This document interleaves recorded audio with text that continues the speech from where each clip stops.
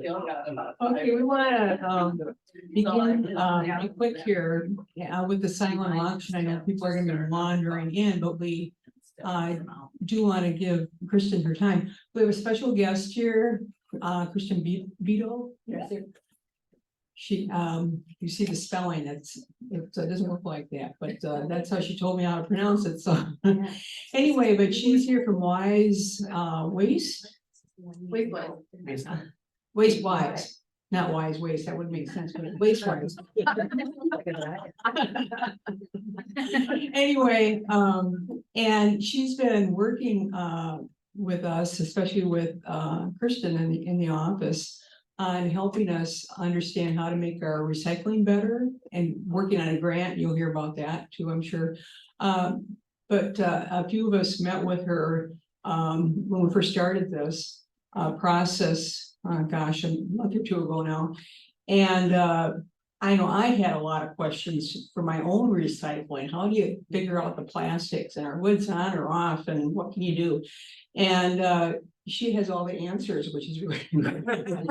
So she's here to educate us as far as church is concerned and kind of where we're headed, and then also what we can be doing in our own home. So she has a lot to tell us, and there'll be a question time where we can ask her questions too if she hasn't covered it. So welcome. Thank you for the introduction. So I'm Kristyn, and I'm here to help you guys recycle not only at church but at home, like we already covered. I work with Minnesota Wastewise, and we are a nonprofit arm of the Minnesota Chamber of Commerce. We help businesses administer recycling grants for apartments and businesses for the 7 metro counties. We also partner with certain counties, and our ultimate goal is to reach the 75% recycling rate goal that they have for the state of Minnesota by 2030. Oh dear. I can walk over. Okay. So just generally speaking about what's in our trash, there's a 75% recycling goal. The reason that this exists is because we are already putting 75% recyclables in our trash. So we're already producing 75% recyclable items. They're just not getting put into the right bins.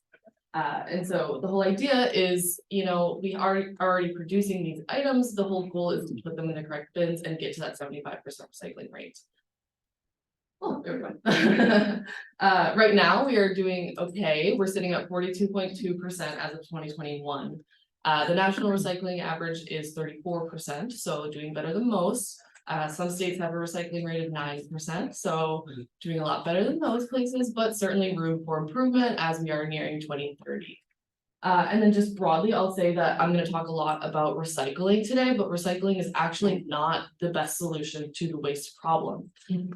We've all heard the phrase reduce, reuse, recycle. They're in that order for a reason. So reduce is the #1 preferred way to eliminate our trash. So not buying things, buying less of things. The second is reuse, which is using the things that you buy more times than you would normally think. And then comes recycling, and then comes composting, waste to energy, which is burning trash, and then putting things in a landfill. So I talk a lot about recycling, and there's a lot of misinformation going around about how helpful recycling actually is. I don't know if you guys have seen the billboards that say that plastic recycling is a myth. This might be true in some other places, but in Minnesota, they actually have things in place to make sure that plastic recycling does happen. There are 3 rules and regulations that kind of enforce plastic recycling and regular recycling throughout the state. The first is that any recyclable material that is picked up by a recycling truck must be delivered to a recycling facility, unless approved by the Minnesota Pollution Control Commissioner.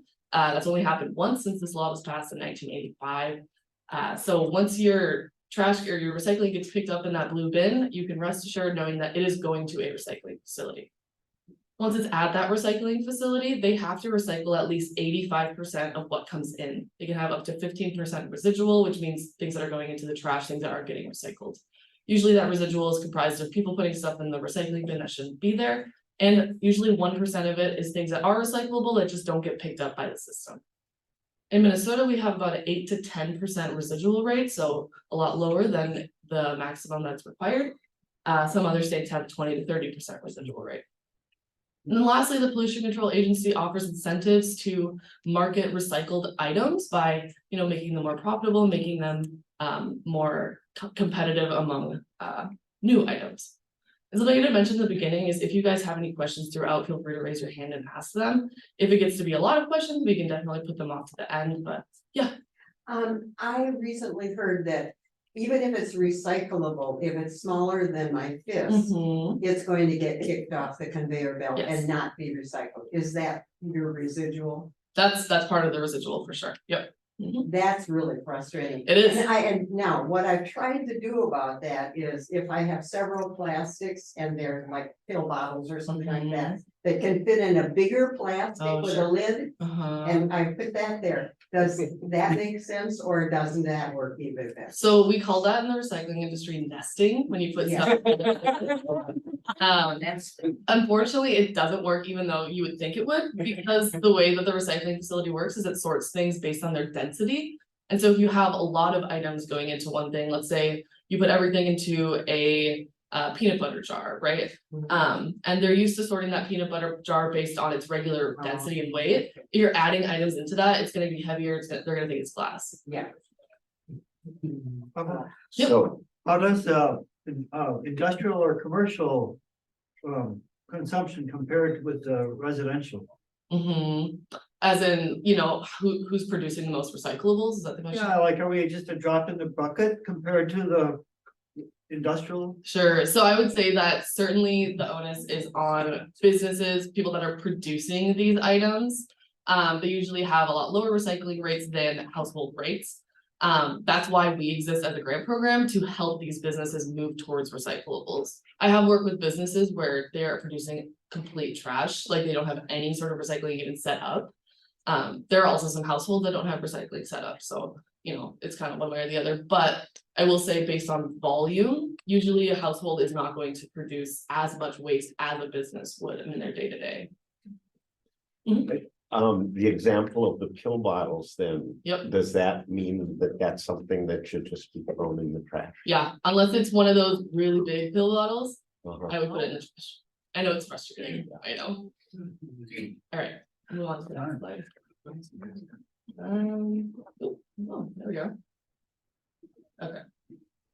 All right, so recycling is clearly a priority by the state of Minnesota, right? They have all these laws in place. We exist as a company to help promote recycling. Question is, why is recycling being seen as this big solution? And the answers are twofold: it's environmental and it's economic. So first up, with environmental, producing something with a recycled material rather than a virgin material, which is something that's been extracted from the ground from natural resources, has a lot lower lifetime emissions than producing something that's virgin. So we talk about it, Eureka Recycling in Minneapolis. Everything that they produce, they're a recycler. Those things stay within the Midwest. So if they produce a big bale of aluminum cans, that's going to a producer in the Midwest. They work with cardboard boxes. Those go straight back to Post, which is in where are they? They're in the metro. And they get turned back into cardboard boxes for cereal within 2 days. So things are staying a lot shorter distances when we have these recycled materials. We can't say the same for these virgin materials that are coming from different countries, different continents. So we think about the way they're being transported, there's lower emissions. We think about the way that they're being produced, there's lower emissions too. For plastic, that comes from crude oil, which has to be fracked. For metals, that comes from mining. When we recycle things and we use recycled products, we are eliminating that virgin extraction that comes from those new products. So that's the environmental benefit. There's also energy benefits. We talk about aluminum can, it uses 90% less energy for using a recycled aluminum can than to get it from new mined virgin materials. We say that recycling an aluminum can saves about 3 hours of running a TV. So if you recycle the can today, you can treat yourself to 3 hours. There are also economic benefits to recycling. So there's a 17% statewide tax for businesses and apartments on trash. And then counties tack on additional taxes to that 17% statewide tax Here in Ramsey County, they tack on 53%, so there's a 70% trash tax. There's a 0% tax on recycling and organics recycling. So that kind of exists to incentivize folks to shift to recycling and away from trash. Yep, So how much of Minnesota is still landfill versus waste to energy and recycling? I would say that Minneapolis certainly does not do landfills. They burn the waste, and that's, we talked about in the waste hierarchy, that is one step above landfilling. There are some health benefits or health, not benefits to landfilling or waste to energy. I would say that once we get towards greater Minnesota, outside the 7 metro counties, it's more landfills because they have more space. Landfills take up a lot of space. So usually you don't see that in the cities as often. For economic benefits, there are also a bunch of jobs that exist with recycling that wouldn't exist if people like you didn't recycle. There's 37,000 long-term jobs that exist for recycling facilities. When we get to mining and extraction, those are usually short-term jobs that don't happen longer than a few years. Okay, so I'll speak broadly about how recycling works as a process. So you put things into your blue recycling bin, that gets picked up by the recycling truck. They take it to a facility called a material recovery facility, or a MRF. So the way that this works is, I don't know if you guys remember back in the day, but you used to have to sort out your recycling. You'd have a bag for glass and you'd have a bag for paper and stuff like that. Now we put everything into one bin, which we call single stream recycling. The only issue with this is that it has to be sorted out because we're not sorting it out ourselves. So that's what happens at the MRF. So there's a line of people and they sort things out. There's a line of robots. They sort things out into their different materials, and then they get baled into like materials, and those get sold to end markets. So those go to, a pop can seller, and they melt that down and make it into pop cans. And then once you recycle, that continues the process. The great thing about this process is for metal and for glass, this is nearly infinite process. So metal can be recycled almost infinitely, glass can be recycled almost infinitely. Paper and plastics, a little bit different of a story. They can be recycled multiple times, just not infinite. Yep. I saw a report recently about movement toward the ability to recycle fabric. And where is that? What are the projections for when that will be more possible? And so textile recycling is hard. We call it textile recycling when it's fabrics, because most recycling processes involve either crushing or melting. You can't do that with fabrics, right? It'll just start on fire. So there are some places that do textile recycling where essentially they put it through these big machines and they chop it up into very small pieces. And they use that for stuff like insulation, mattresses, things where it doesn't necessarily matter what it looks like or what it feels like. So that does exist. You cannot turn it back into another piece of clothing, if that makes sense. So usually, actually, the report I saw talked about that as something that is feasible now. It's just not implemented, and the big key has been how to separate polyester from cotton, right? And that they've apparently developed a technique to do that, but it's I'm sure it's a ways out. Yeah, I will say, like I mentioned before with the waste hierarchy, right? We prefer reduce and reuse over recycle. And so if you have a shirt that can be used again, I would recommend donating it, right? And having it being used as a shirt, once again, not being changed in any way. Usually if we get to stuff that's stained, has holes in it, then we can go towards, upcycling, which is, maybe cutting that out and using the fabric to make a skirt or something, a fun little craft for yourself, or taking it to one of those textile recyclers once the infrastructure exists to make it into a new product. Couple questions. One is the phrase, if in doubt, throw it out. Does that still exists? It does. I will talk about that later. Okay. There's an alternative to that.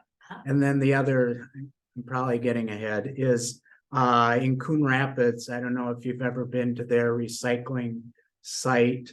It's pretty incredible. Many things that I find that I can't recycle in Ramsey County that is available to recycle in their particular site in which is in Anoka County. Yep. Pretty, you know, like styrofoam and Hmm. electrical wiring and all that kind of stuff, electronic stuff that you can actually drop off Mhm. there. Yeah, at the environmental center you're talking about? Correct, Yeah, right? yeah, so with the environmental center, they are not connected to a MRF, right? And so they have a bunch of kind of random outlets where it's like, they will recycle styrofoam, they will recycle, you know, hazardous waste, things like that. Right, Actually Ramsey County and Washington County do have a really great environmental center, they will take similar items. okay, I will say that the laws are usually pretty similar around the 7 metro counties of what's accepted. It does vary based on hauler, it varies a little bit based on county. But Ramsey County should take most of those items, but that is a good point to say that. If you want to recycle something and there's not an option for it at your local county, you can certainly go to those other counties and use those resources.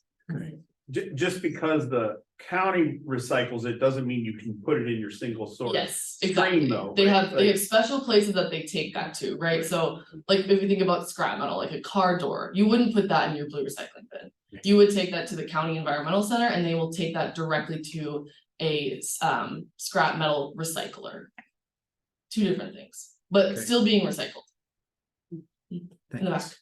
Your comment on clothes Uh-huh. reminds me of, I had a pair of jeans with a hole in them and I wanted to know if anybody wanted it. Goodwill wanted that because they could sell it more than a regular pair of jeans.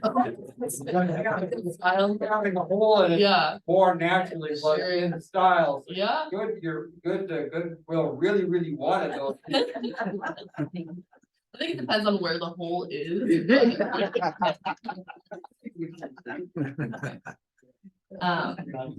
Okay, so now I'm gonna get into, yes. I have one question. Mhm.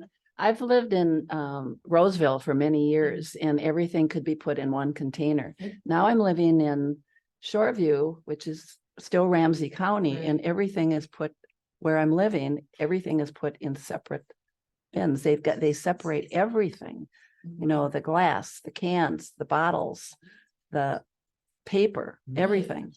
Are you living in an apartment? Yeah. Okay, so I wonder if that's more so an apartment's guide than it is a county guide, because in my brain, everything is going into one dumpster. Yeah, So, right, like there's no hauler that comes and only picks up glass.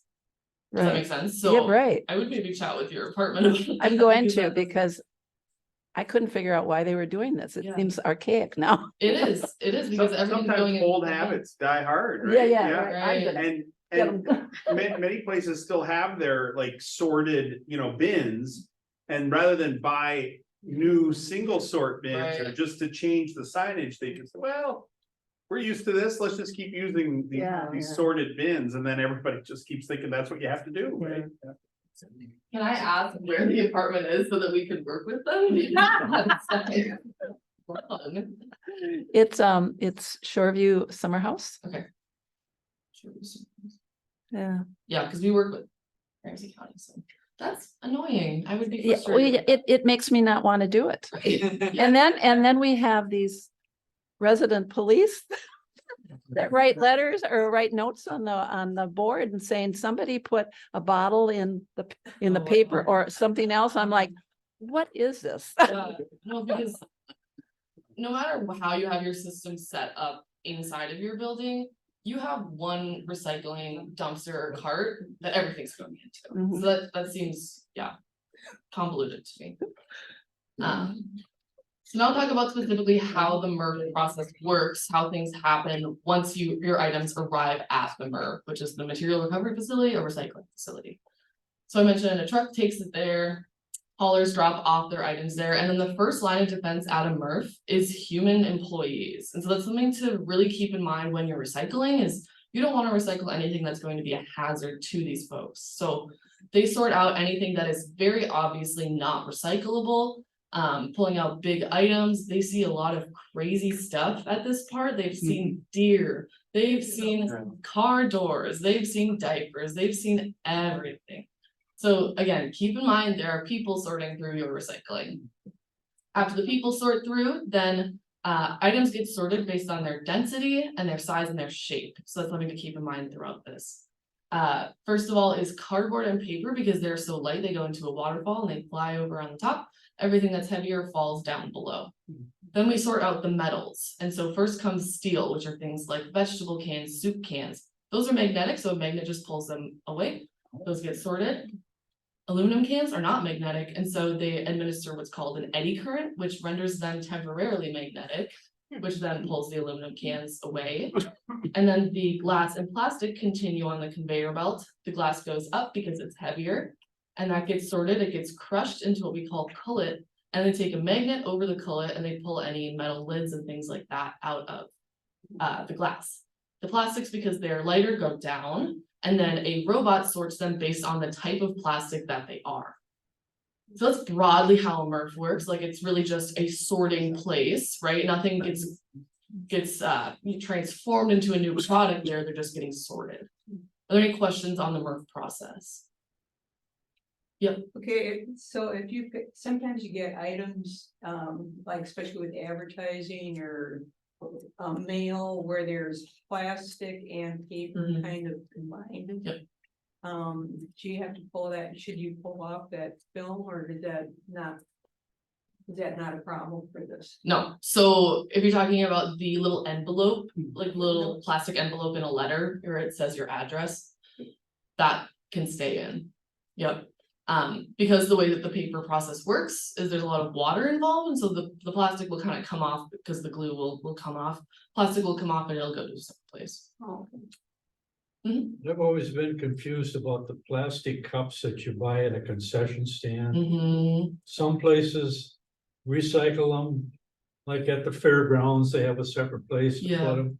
Other places that put them in the trash, but I guess I never know what to do with them. Yeah, I have an answer to At that. home, if you got something to go in the recycle, or do they go in the trash? Yeah, so it depends on the type of cup it is, and I will talk about that in the plastic recycling section. And if it doesn't answer your question, let me know. Okay.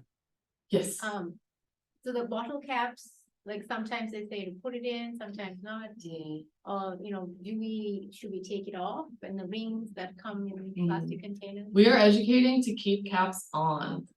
I'll talk about it later, but anything that's smaller than your fist will not get recycled, including a cap. So if you attach it to the bottle, it'll ride with the bottle.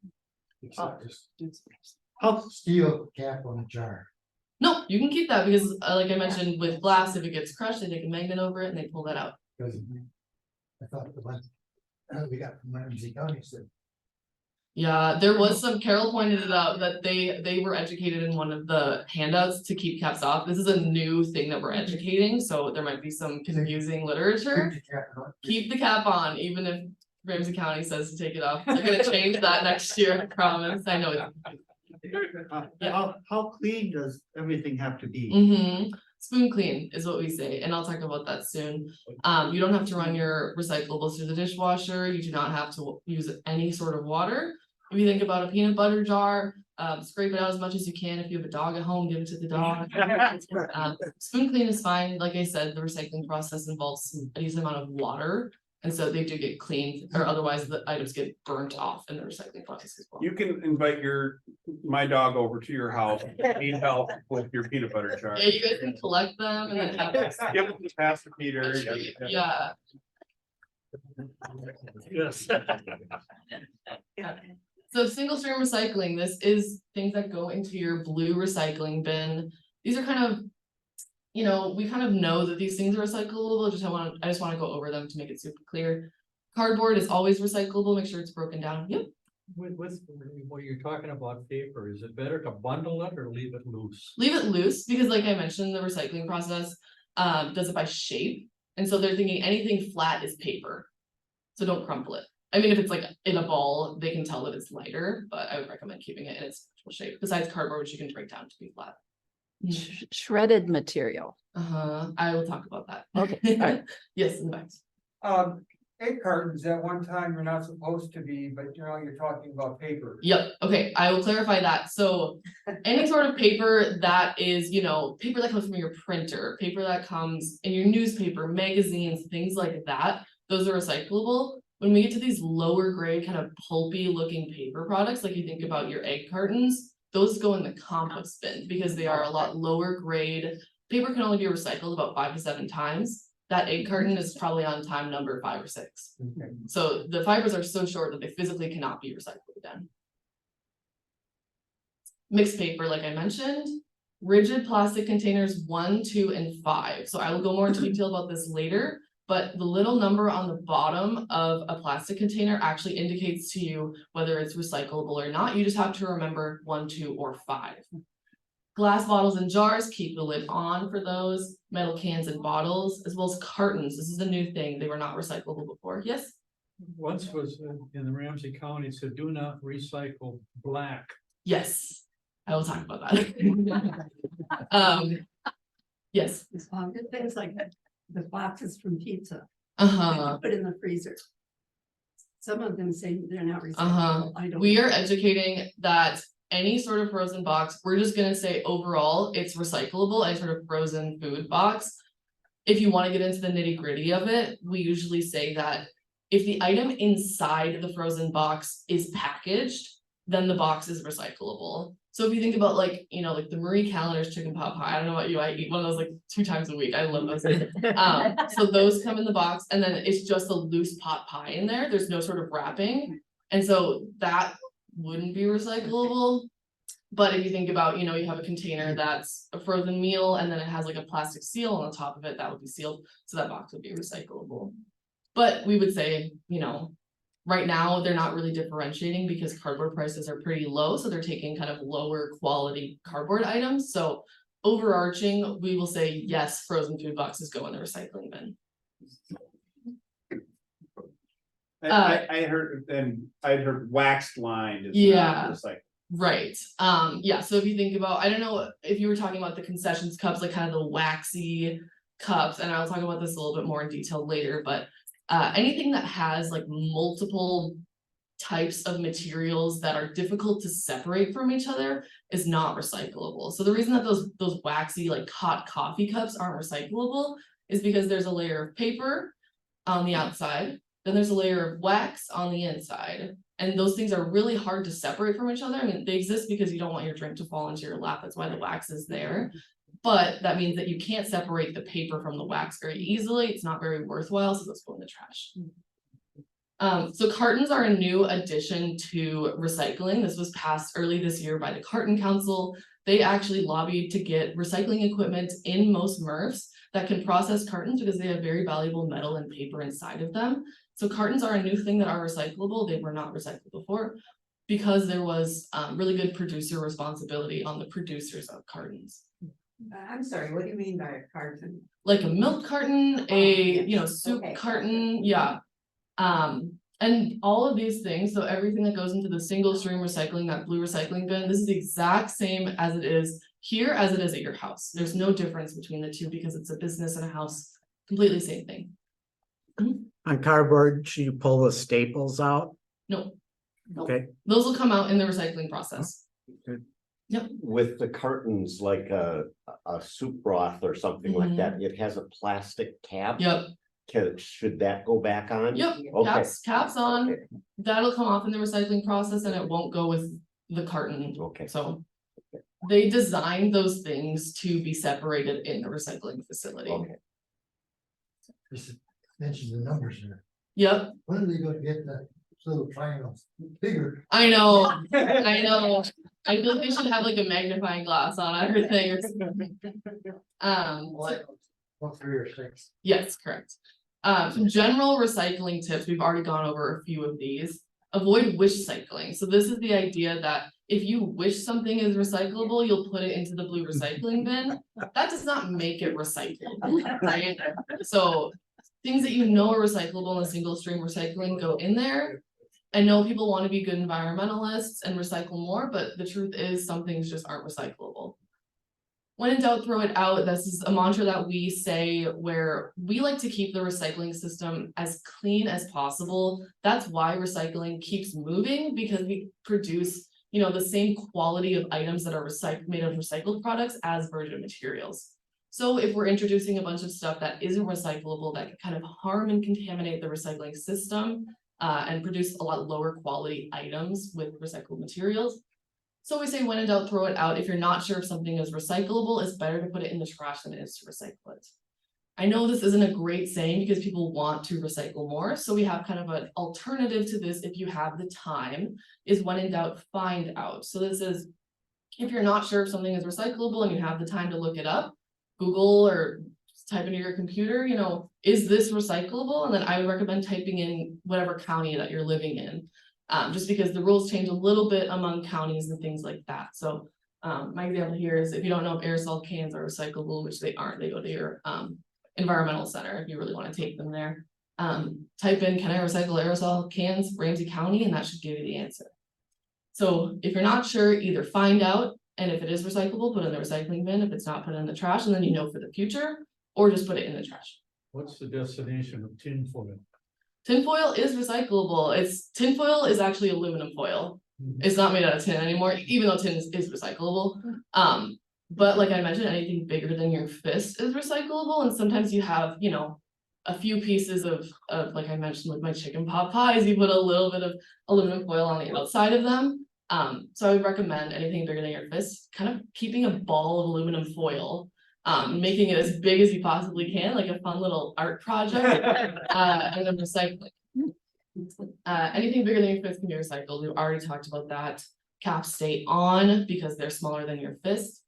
Even if it's a plastic cap on a carton, even if it's a plastic cap on a glass bottle, totally fine, keep it on. And the foil that has the baked on cheese Right. and all that, like, is that still okay to throw in there? Like I mentioned, we do want to try and keep the recycling system as clean as we can in order to produce similar quality items. So I would say it's kind of a judgment call. If there's a lot of cheese on it, you can either scrape it off and recycle it, or just put it in the trash. If it's like a little bit of grease, a little bit of cheese, like I mentioned, there's water, there's burning involved in the recycling process that will take that off. But you don't want to put so much cheese into the recycling system that it, you know, produces lower quality items. Empty containers, at least spoon clean, I already talked about that. And then rigid plastic containers marked 1, 2, and 5 are recyclable. A fun way to remember this is 1, 2, and 5 on your left hand makes the I love you symbol in ASL. I love recycling.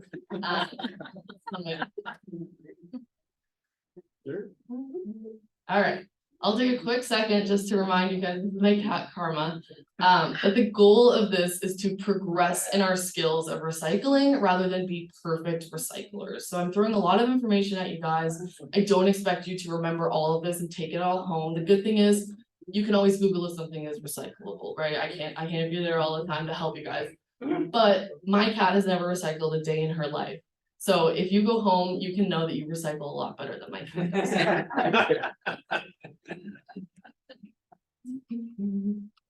All right, so plastic recycling, I will talk about. So there are multiple types of plastic recycling, and it's confusing because the little symbol looks very similar to the typical recycling symbol that we see, right?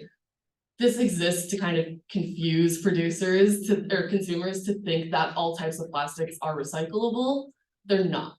And so the only types that are recyclable are 1, 2, and 5. This is the little number that's inside that chasing arrow symbol on the bottom. I know it's really small. But again, this is kind of a mnemonic to help you guys remember is number 1 plastics are usually like pop bottles and water bottles. Those are number 1s, those are always recyclable. Number 2s are kind of like that heavy duty plastic, like milk jugs, vinegar bottles, things like that. Those are always recyclable. And then number 5 are things a little bit more nitty gritty, like yogurt cups. Those are recyclable as well. So if you can't read the number on the bottom, you can rest assured knowing that most of the items that I just mentioned are recyclable. Number 5 gets a little dicey, but I'll talk about that. There. Okay. And just some general tips for plastic recycling because it's a little bit more difficult than paper and metal recycling. Size is important with plastic, just like everything else, but then some of these other factors that come into play. So the resin identification code, which is that little number inside the chasing arrow symbol, 1, 2, and 5 is accepted. Rigidity is something that comes into play. So for plastic, we want rigid containers, things that are, you know, they're not bendy, they're a rigid container. I mean, they can be a little bit bendy, but so we talk about this great bag on the left is a number 1 plastic. It's number 1, it's bigger than your fist. but it's not rigid. And so that wouldn't be recyclable, but the container on the right is a rigid container. It's number 1, bigger than your fist. That would be recyclable. Could the grape bag go in with shopping bags and be brought in, or? Oh, that's a good question. I'm trying to think what number plastic bags are. I don't think so. Because, so a general rule for recycling plastic bags is you want them to be stretchy. Okay. These aren't stretchy. And then colors. So we talked about this a little bit. Black plastics are not recyclable in Minnesota. Super frustrating because things can be bigger than your fist. It can be a number 1. It can be rigid, but if it's a black plastic, it's not recyclable. There are 2 reasons for this. Number 1, some of the older MRFs have old robots that aren't able to sense that a black plastic, which is the same color as the conveyor belt, is a plastic. Some MRFs have updated their equipment, but it's not standardized throughout the state. The second reason is that black plastic cannot be dyed into another color. And so usually black plastics have already been recycled multiple times, and they're kind of at this, they're at the end of their life when they're a black plastic. So 2 reasons. I know it's frustrating. I hope it changes soon, but for now, black plastics are not recyclable in the state of Minnesota. If you think about like a takeout container, there's a clear lid on those. The clear lid can be recycled, but the black cannot.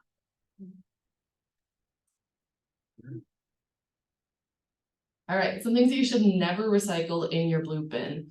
I divided this into 3 categories of why you shouldn't recycle them. So the first is that it harms people. Like I mentioned, people are the first line of defense at the MRFs.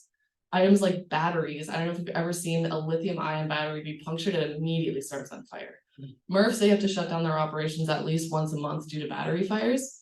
They're also just not designed to recycle batteries. Batteries can be taken to special drop-off sites, like at your local big box store. They usually have that along with plastic bag recycling, but they should be never be put in your blue bin. Hazardous materials, things like paints, propane tanks, things like that, should not be taken to your MRF. You can take that to your county environmental center and they will dispose of that properly. And then diapers and pet waste, if it's something that you wouldn't want to have to sort through, it's something that the MRF workers don't want to have to sort through. It's also just not recyclable. Some things that harm the facility themselves. So first off, plastic bags, you'll see in this photo. Plastic bags are tanglers. There's a series of large gears and the plastic bags get caught in those gears. They have to shut down the MRF for at least 2 hours every day to cut the bags and the wires and things like that out of the gears. So it's 2 hours where recycled materials are not being processed because there are plastic bags at the MRF. So those should never go into your blue bin. You can take those to your big box store and recycle them. So my neighbors do that all the time, and I never see the pickup. They never do, like they take it. They dump the thing in the thing. So there must be tons of plastic bags headed to the recycling facility on a daily basis. And honestly, that's what happens. It shuts the line down for 2 hours. And it's also like if you bag your recyclables and say you sort everything perfectly, you have paper and cans and plastic bottles, but you put it into a plastic bag, the MRF workers do not have the time to cut open that bag, to take your recyclables out. They're just going to throw that all in the trash. So plastic bags should never go into your recycling bin. Like I said, they are recyclable. You can take up a load of them to Target or Cub, and they have that big bin that has plastic bag recycling. They go to a separate place that can actually, operate and transform these into other things that don't have gears.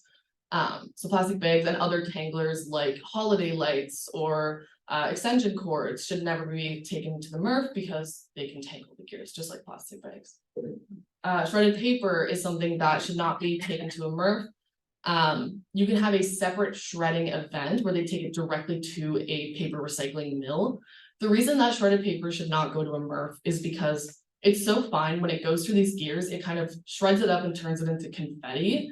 And then that confetti goes into other parts of the MRF. It floats down to the metals recycling and the glass recycling and the and it's contaminating those streams. So regular paper is totally fine because it doesn't get shredded up like that, but shredded paper should be taken to a separate place. Even if you put it in Even if you put it into a paper bag and staple it shut, it is still gonna explode and turn into confetti. Yep. Yeah, it's good to know now, yeah. And I work with other churches that have like shredding events at them where everyone comes and brings their shredded paper and then they take it directly to a recycling paper mill. Yeah. And then some things that aren't designed to be recycled at a MRF but can be recycled elsewhere. Scrap metal and bulky items, like I mentioned before, they can be taken to a scrap metal recycler, but do not put those in your blue bin. Styrofoam is something that some places will accept at like a county environmental center, but they should not go into your blue bin. The reason is because styrofoam is 90% air. And so it's just not worthwhile to kind of process it down just to get 10% of that, recoverable material. And so styrofoam can be taken to specialty recyclers, these other outlets for them, but not in your blue bin. And then food waste, that can go into your organics recycling stream, but not your blue recycling bin. That would help. Food is like the #1 contaminant for recycling. It gets into all these other things and makes them way dirtier than they should be.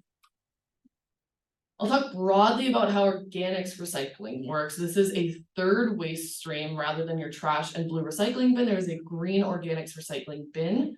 Talking about this because with the grant that you guys worked on, which hasn't been approved yet, so I don't want to spoil it, but you guys are going to hopefully implement organics recycling at the church, as well as get some other items with the grant. So the way that organics recycling works is you take food scraps, low grade paper like the pulpy paper, even like paper towels, tissues, napkins, things like that. Those should not go in the recycling bin. Those go into the green organics bin because they have such short fibers. So those go into the organic recycling bin as well as any compostable products, which means that they're made out of plant starches. So the way that this works is you put into your green organics recycling bin. They come and pick it up, the hauler does, and take it to an organics recovery facility. They take all of this material and put it into a large 30-foot tall pile called a windrow, and these get air pumped through them to help things biodegrade at a faster rate. This gets turned over time and eventually turns into a really great soil amendment. I don't know if any of you guys have backyard composting. It's a very similar concept. You just don't pump the air into that in your backyard composter, so it doesn't degrade as quickly as it does here. And so then that gets turned into a soil amendment, which can be used to grow more food. And then once you grow a banana with that soil, and then I guess not in Minnesota, but and then you put the peel into the organics bin and the cycle kind of continues. So organics recycling is lower on the waste hierarchy than regular recycling, just because you're not turning a banana into a banana, you're turning a banana into soil. Parchment paper, can that be put into a composting system? No, so parchment paper has a waxy layer on it. Anything that has wax besides a carton cannot be recycled. Now, in this system here, are they doing the aerobic composting? No, so this is different than anaerobic digestion. The way that works is you put things into a big tank and you kind of allow these little critters to decompose things. That includes like trash and other things that are not just organic materials. And then that kind of comes out with a sort of paste material that can be used as a soil additive. It's a very similar concept, but not the exact same. So the methane from the backyard compost during Yes. this would be about the same. I would say that because this is getting turned the same, there would be similar methane emissions, but that's a good point. When you put food and other organic materials into the landfill, those break down and produce a lot more harmful emissions than if you were to put it in the organics recycling or a backyard composting. And that's because landfills are anaerobic, which means there's no oxygen in there. Landfills, things get pushed down, they get compressed just to save more space. In that compression, there's no oxygen present for these things to break down. And so as they kind of break down without oxygen present, they release a lot of methane, which is a very harmful greenhouse gas. When you put things into organics recycling, you pump that air in, you're allowing oxygen to be introduced into the system, thus releasing far less methane. Thank you. Yep. I live in Maplewood Mhm. and they just started pickup Yep. of Food scraps pickup. organic. Mhm. But basically you ask for bags. Mhm. And the bags are huge. So I'm not gonna let my organics stay that long. Yeah. But that's supposed to go on top of the other. Yeah. How correct. does that get sorted? Yeah, so that they have a specialty robot that can sort those green bags, the green compostable organics bags from the trash and everything else. Okay. They have a robot, it's really cool. The robot comes and like picks up the bags and stuff like that.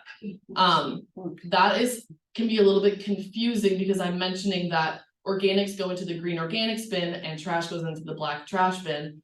With the food scrap pickup, everything goes into one bin and they sort it out. Let's remember that that's only in the places that food scrap pickup has been implemented, right? So if you have regular organics recycling and you don't have food scraps pickup, put that into the green organics bin. The reason that exists is to make it easier for folks. You don't have to set up a separate hauling for the organics recycling. Right.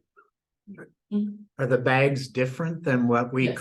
Okay. Yeah, so they're made out of plant starches. So the way it works is they function the exact same way as a plastic bag. They're not as durable, but they kind of look and feel the same way as a plastic bag would. The only difference is that they're made out of polylactic acid, which is a plant starch, rather than polypropylene or, 1, 2, or 5, those kinds of plastic items. Because I would think that if it's mixed in with the regular trash, it would, once it gets in with all the other stuff, that it would break apart. Yeah, so the difference is that the bags are green, and they have like a special logo on them, and the robots can sense the color and the logo. They've got really cool technology that helps with that. If you don't have curbside pickup for organics, Mhm. where are the places Yeah. to deliver them to? Yes, there are a bunch of community composting sites. That's what I do I live in an apartment. We don't have organic recycling set up at our apartment. So I take it to a co-op that's a few blocks down from my apartment, drop it off however often I need to. There's usually a lock on the bin. You can Google like community compost drop-off site and then type in wherever you live, and usually there will be a list of places. And you usually have to sign up via email, and then they give you like a code to the combination lock and stuff like that. But there are a lot of options. If you don't have hauling and you don't want to pay for it to set up, you can go and drop it off. I think County Road C in Roseville is our drop off spot. Yeah, you can drop right over on Dale. There's you can walk in, it's not locked. Great, you can bring your compostables to church and take it on your way home. So next we're gonna do a bit of a game. So I'm gonna ask which bin these items go into. I want you guys to say loud and proud which bin you think it goes into. The options are recycling, the green organics bin, or the trash bin. It's okay to be wrong. I'm here to help you guys learn, so no big deal if you guys are not right. So first off, I'm gonna start pretty easy with, oh no, I'm spoiling it. Okay, a plastic bottle. Recycling. Okay, that goes in the recycling bin. That's number 1 plastic, and if you look at the bottom, it'll say number 1, but usually you can bet that most plastic bottles, like even pop bottles, can go in the recycling bin. But reuse. Or you could reuse it, absolutely, you can use it as a bird feeder or something else, yeah, like I said, reuse is higher than recycle, so. I have a question. If you do reuse something for a long time, like let's say make a bird feeder out of it afterward and it's getting kind of trashy looking to the birds, can it actually recycle or by that time is it actually going to trash? That's a judgment call on the quality and how much you transform it in your reuse project. If as a bird feeder, you cut out a few windows and you put some food in there, that's fine, you can recycle it. But if you're like gluing things to it and you're, transforming it a lot, I would put it in the trash after. Or if it's got a little brittle and right, yeah, no good. Yeah, if it's been exposed to like a lot of sun and the elements, I would probably put it in the trash bin after a long period of time. That's kind of a judgment call of like, would I want to, because the whole idea of recycling is that water bottle is going to be transformed into another water bottle. So you have to think like, would I want to drink out of the water bottle that is created by recycling this? Next up, aluminum can. Recycle. Yay. Like I mentioned, metals are infinitely recyclable, so those can always go into the recycling bin. If you were to put an aluminum can in the trash bin, that would end that infinite recycling loop, so something to keep in mind. Another thing that's important is, like I mentioned, the MRF process filters things based on their shape, density, and size. So if you crush an aluminum can, you cannot put it into your blue recycling bin. You can take it to, like one of those trailers where you donate to like the Boy Scouts or something, that's totally fine. But because things are based on shape at the MRF. If you crush it, that's gonna go with the paper. So how does that work with a ball of aluminum foil? Because that is not flat like paper is. Does that make sense? So, well, it kind of, but as long as it's bigger than my fist. Yes, yes. It works. You don't want things to be flat if they're on paper or cardboard. And what about, I mean, they used to say, crush, like, milk cartons, plastic milk cartons, so they don't take up so much space, that's still. I would keep everything the way that it came, because things are getting sorted based on, you know, a robot is going to say, that's a milk jug. If it's been crushed and warped, they can't identify it. So keep everything in its original shape. If space is an issue, I would recommend getting another recycling bin. I know, it's a little frustrating. With a trash bag, when you're throwing stuff, is it helpful to use a bag that is either recycled, made of recycled material, or is compostable? So if you put a compostable bag in the trash along with any sort of compostable items, like let's say you buy those plastics that are made out of plant starches and then you throw that in the trash, it's not gonna break down for the exact reason that I said before of there's no oxygen in landfills. And so they're not gonna break down the way they should. I mean, if you wanna purchase something that's a little bit more maybe ethically certainly buy compostables and put them in the landfill, but the intended purpose of these plant starches and these plant-based plastics is that they go into the green organics bin and they break down naturally that way. So you can.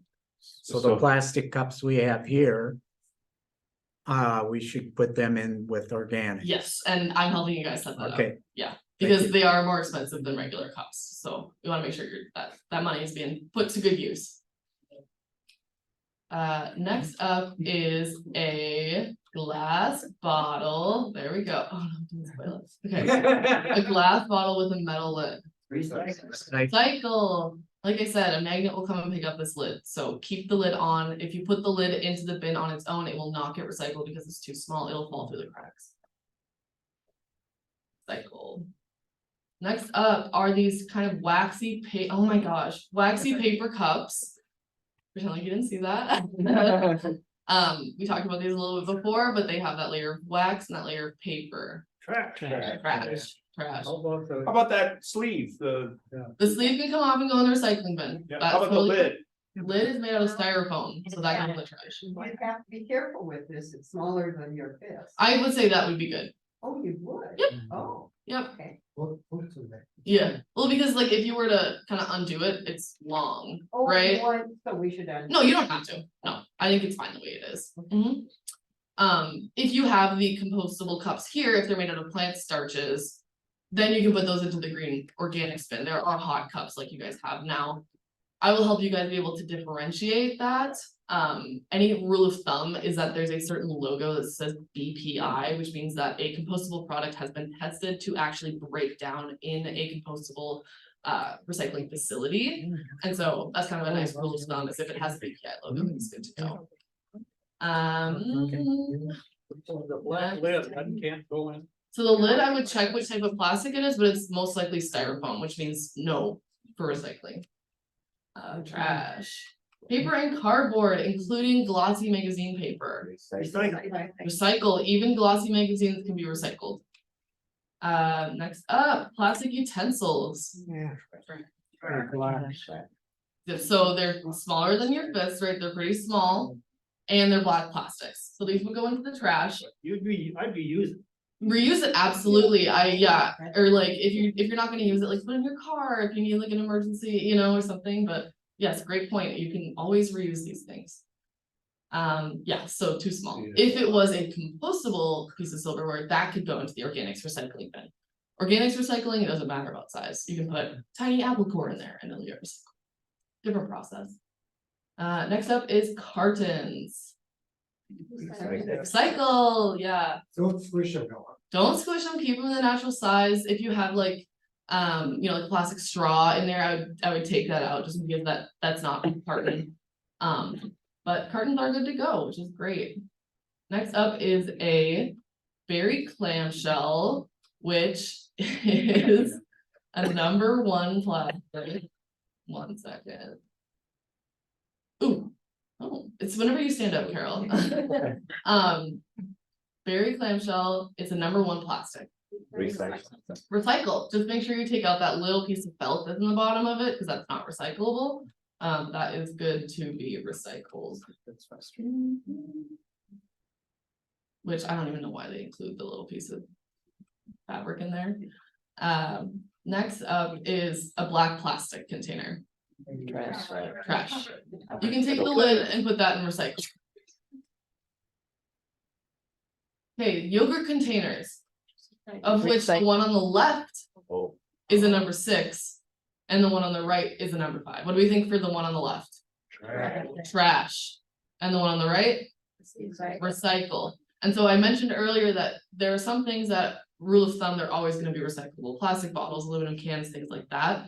With some of these things, they're not standard across the industry. And so I would recommend double checking if you're not completely sure whether or not it goes in the recycling bin. I would also recommend supporting brands that make recyclable items. Like I love Chobani personally, it's so delicious. Yeah, so the one on the left goes into the trash and the one on the right goes into recycling. A toothpaste tube that has a recycling symbol on it. Got too much junk out. So these would go into the trash. Even though maybe the items in the toothpaste tube are recyclable, they can't sort based on brand, right? Like Crest and other brands aren't recyclable, so there's no way to differentiate at the MRF whether or not the toothpaste tube is recyclable. So that's why it's important to kind of make it standardized throughout an industry like the Carton Council did.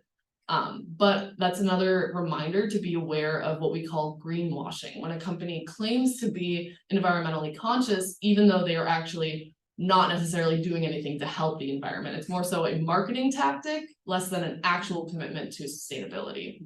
So there are a lot of companies that are trying to trick you guys, so just make sure that you're aware, keep these rules in mind. Oh.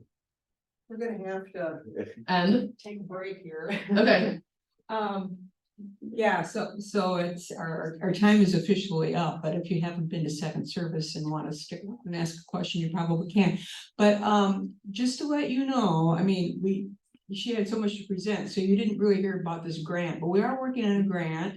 And it should be, we should know if it's been okayed or not by the end of the year.